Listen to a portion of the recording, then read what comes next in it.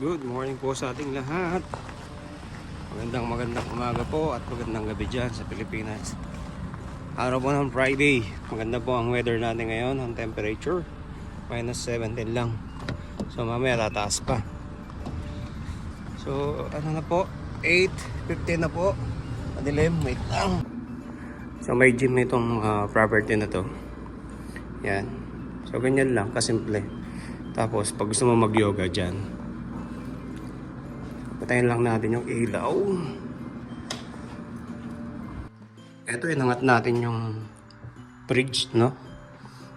Yan, so madami siyang alikabok. So ito, kaya natin inaano to, hinihila para linisin tong yan, yung mga alikabok na yan. Ito yung nakakasira sa rep eh. Yan o.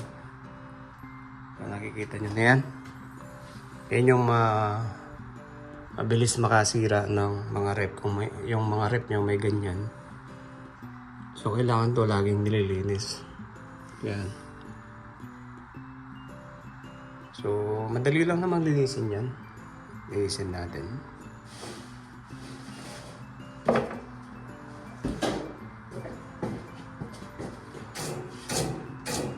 Ito lang pang linis oh.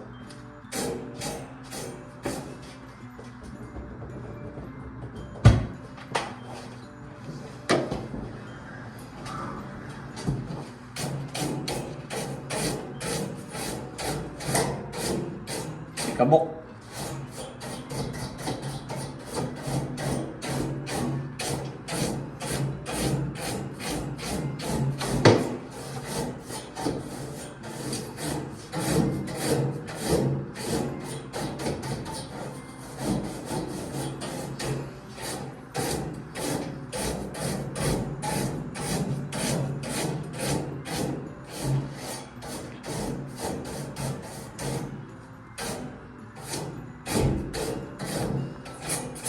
Yan, nalinis na natin. So, bali, ito rin. Yan. So, kailangan na linisin din yan. Pero, dapat tanggalin nyo yung saksakan. Para at least, hindi kayo mag-ground.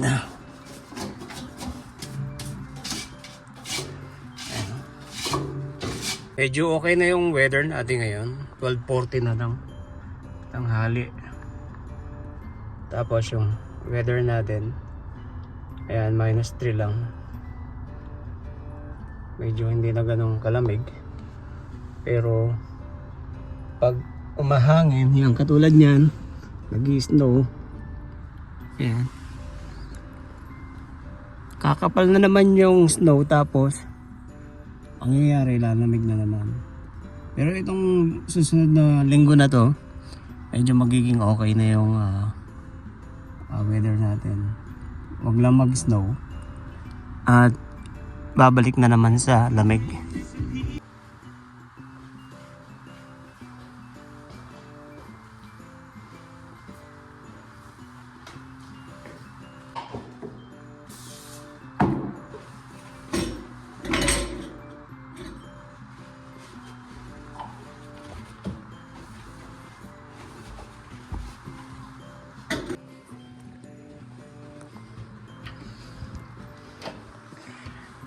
So bali, tapos na tayo dito.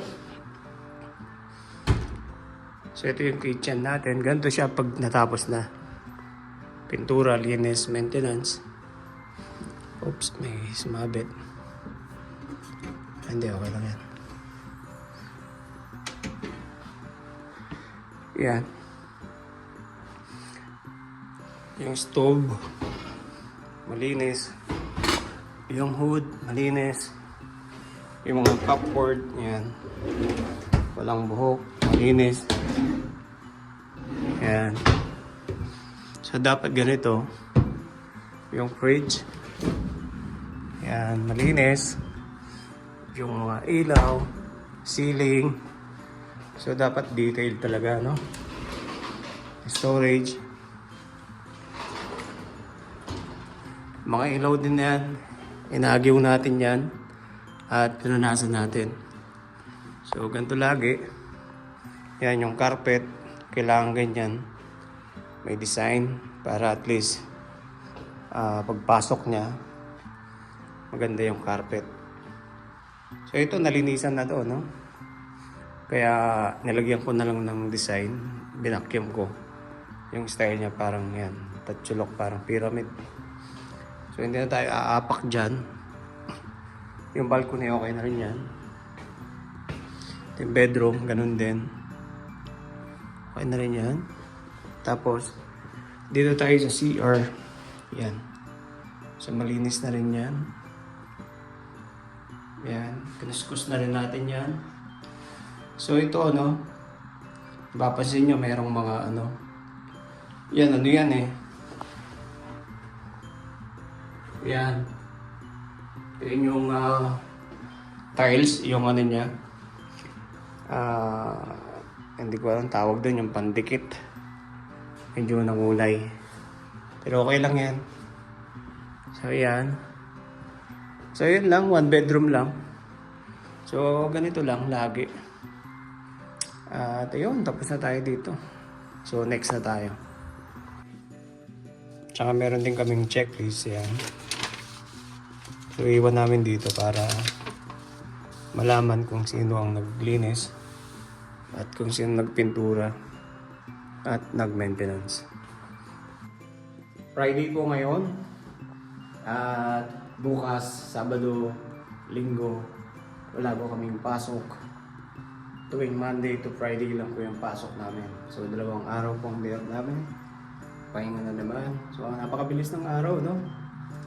At ganito lagi. Parang hindi mo napapansin yung araw or yung buwan.